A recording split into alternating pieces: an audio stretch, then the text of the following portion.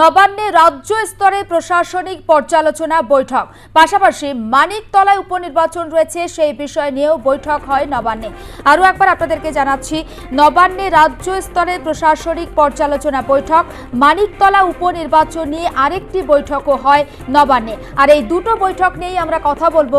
সঞ্জু সুর আমাদের প্রতিনিধি রয়েছেন টেলিফোন লাইনে সঞ্জুর সঙ্গে। সঞ্জু, দেখো, বলা যেতে পারে নজিরবিহীন বৈঠক। তার কারণ আমাদের রাজ্যে এর আগে কখনো কোনো রাজনৈতিক দল শুধুমাত্র একটা বিধানসভা উপনির্বাচনের প্রার্থী পদ চয়ন করা নিয়ে এই ধরনের কর্মসংস্থান করা এবং তারপরে এই ধরনের বৈঠক করা, একটা দলনেত্রী মমতা বন্দ্যোপাধ্যায় তার পৌরোহিত্যে এই বৈঠক হচ্ছে। বুঝতে পারছি যে মানিকতলা বিধানসভা কেন্দ্রটাকে কতটা গুরুত্ব দিচ্ছে তৃণমূল কংগ্রেস। তার জন্য প্রথমে কোর কমিটি গঠন করা হয়েছিল গতকাল।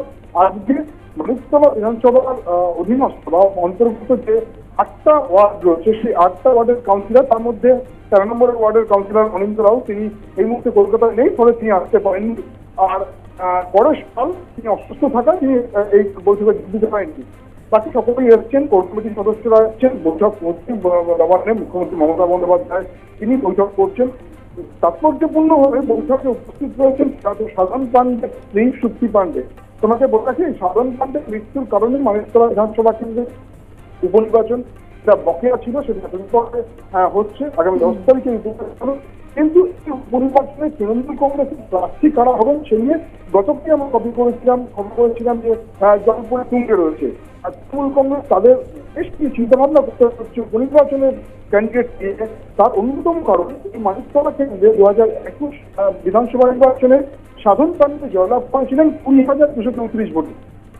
কিন্তু সদ্য সমাপ্ত লোকসভা নির্বাচনে এই মানিকতলা বিধানসভা কেন্দ্রের সভা যদি বিশ্লেষণ করা যায় তাহলে দেখা যাচ্ছে তৃণমূল প্রার্থী উত্তর কলকাতার প্রার্থী সুব্রত বন্দ্যোপাধ্যায় বিধানসভায় এগিয়ে রয়েছে মাত্র 3,500 ভোট। ফলে বুঝতে পারছে 3,000-এর ভোট মার্জিনটা কমে যাচ্ছে 3,000।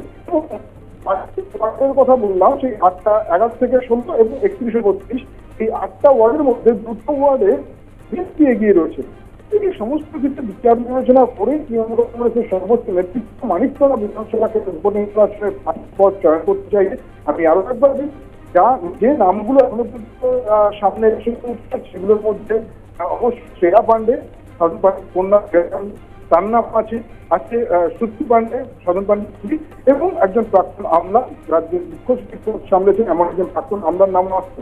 তবে শেষ পর্যন্ত সম্ভব সুপ্তি পাণ্ডের ভাগ্যেই শিক্ষা পারে এবং তাকেই হয়তো মানিকতলা উপনির্বাচনে চাকরি করতে পারে তৃণমূল কংগ্রেস। আজকের এই বৈঠকের পরে সেই বিষয়টি আরো নিশ্চিত হবে। একেবারে নজর থাক সঞ্জু, আপাতত ধন্যবাদ।